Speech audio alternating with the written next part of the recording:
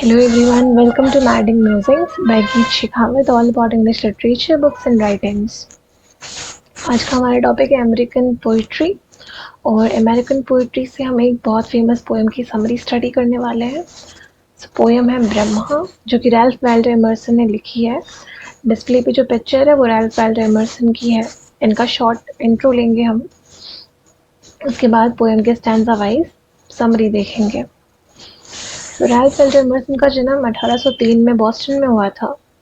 ये एक बहुत इन्फ्लुएंशियल एसेइस्ट थे, मतलब इनके जो मेजर वर्क्स थे वो एसेज हुआ करते थे. इन्होंने कुछ पोएम्स भी लिखी थी और वो फिलोसोफर भी रहे हुए हैं. इन्होंने एक बहुत अहम भूमिका निभाई थी ट्रांसडेंटलिस्ट मूवमेंट में. इसके बारे में डिटेल में हम बाद में स्टडी कर लेंगे. कुछ इनके फेमस वर्क्स मैंने यहाँ पर लिखे हैं. So nature, the American scholar, the poet, Concord hymn, the oversoul, Brahma etcetera.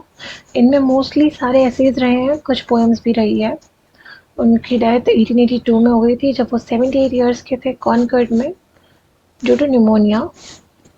So poem पे जाते हैं. सो पोएम का नाम ब्रह्मा है और रैल्फ वाल्डो एमर्सन की इंस्पिरेशन इंडियन माइथोलॉजी थी जब उन्होंने ये पोएम लिखी थी.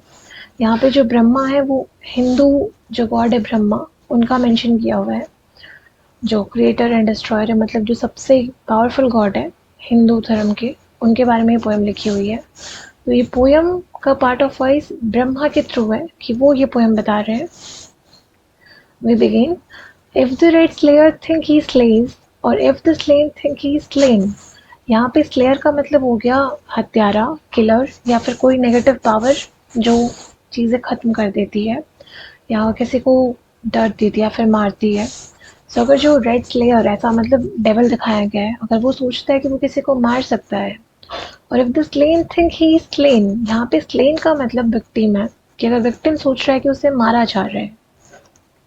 They know not well the subtle ways I keep in pass and turn again. तो यहाँ पे जो मारने वाला है और जो मर रहा है, इन दोनों को ये नहीं पता है कि ये सब कुछ ब्रह्मा कर रहे हैं. I keep in pass and turn again, मैं ही रखने वाला हूँ, मैं ही छोड़ने वाला हूँ. मतलब अगर कोई मार रहा है तो वो भी मैं ही करा रहा हूँ, जो मार खा रहा है वो भी मैं ही करा रहा हूँ, और ये चीज़ ऐसे ही रिपीट होती रहेगी. Second stanza. Far or forgot to me is near, shadow and sunlight are the same. मतलब जो दूर जा चुका है, फिर जो भुलाया जा चुका है. यहाँ पे फार एंड फॉरगेट का मतलब है जो लोग मर चुके हैं, जो दुनिया छोड़कर जा चुके हैं, वो ब्रह्मा से क्लोज है, वो ब्रह्मा के पास है. ब्रह्मा के लिए अंधेरा और रोशनी एक बराबर है. So shadow and sunlight are the same. The vanished gods to me appear and one to me are shame and fame. जो भगवान जो भुला दिए गए हैं, जो गायब हो गए हैं धरती पे से, वो ब्रह्मा को नजर आते हैं. उनके लिए शेम और फेम एक बराबर है. मतलब उनके लिए जो इंसल्ट हो रही है फिर जो अप्रिशिएशन है, वो ब्रह्मा की नज़रों में सेम है. उनके लिए हर कोई इक्वल है. They reckon ill who leave me out, when me they fly I am the wings. जो ही ब्रह्मा का बुरा सोचते हैं वो ब्रह्मा से दूर हो जाते हैं. अरे कौन मतलब मानना या फिर सोचना. When me they fly I am the wings. जो बर्ड्स उड़ते हैं आसमान में, उनके पंख भी ब्रह्मा हैं, इसीलिए वो उड़ रहे हैं. I am the doubter and the doubt and I am the hymen the Brahmin sings. यहाँ ब्रह्मा बता रहे कि संदेह भी वही है और जो संदेह करता है वो भी ब्रह्मा है. और ब्रह्मा ही राग है जो ऋषि मुनियों के गाने उनमें.